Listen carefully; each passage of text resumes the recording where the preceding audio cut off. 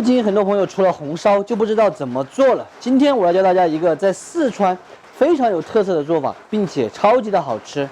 先加清水，提前给它泡发一下。香料来一点八卦、大料、香叶、桂皮、白蔻、党参、当归、白芷、干花椒、干辣椒、姜葱，来一点纯菜籽油、大蒜子，再来下准备好的香料，用小火一起把它们的香味全部都爆出来。当我们闻到香味特别浓郁的时候，加水，调味来点毛毛盐、鸡精、豆油、糖色、胡椒粉，少许的老抽。泡好的豆筋用清水反复的给它清洗干净，放入这个卤水里面，先把它卤20分钟入味。咱们的豆筋卤来差不多了，接下来先给它挑出来自然晾凉一下。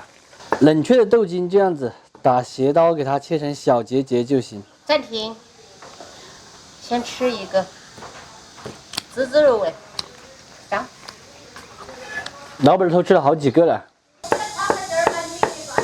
另起锅来一点纯菜籽油，来一点姜葱蒜口粉，燃香过后下豆筋，大火快速的翻炒。今天咱们做这个冷吃豆筋，就是用的这个冷吃兔调料哈。这样子的一包料可以做2斤的菜，或者是2斤的肉，炒出来就是麻辣鲜香，地道四川味。有了它之后，无论你在哪里都能够做出正宗的冷吃，并且呢还是超级的简单哈。现在也在搞活动，多买几包特别的划算。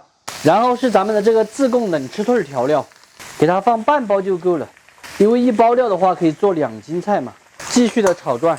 如果吃的比较辣的朋友哈，可以在炒豆筋前额外加一点辣椒、花椒一起炝。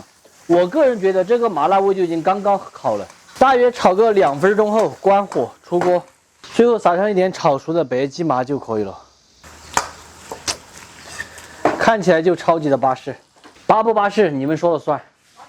最后给它撒一点性感的葱花，就可以开吃了。咱们今天的冷吃豆筋就做好了，真的做出来豆筋是麻辣鲜香，滋滋入味，超级的开胃，并且好吃。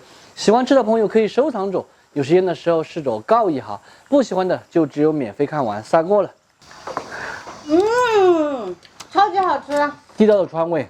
你说它很辣吗？也不是很辣，因为我们吃不了辣的，所以觉得它比较辣。这个味道有点像那个。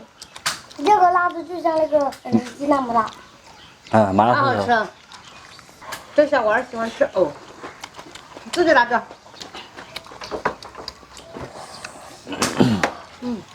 把手。好好吃，我儿喝。好香。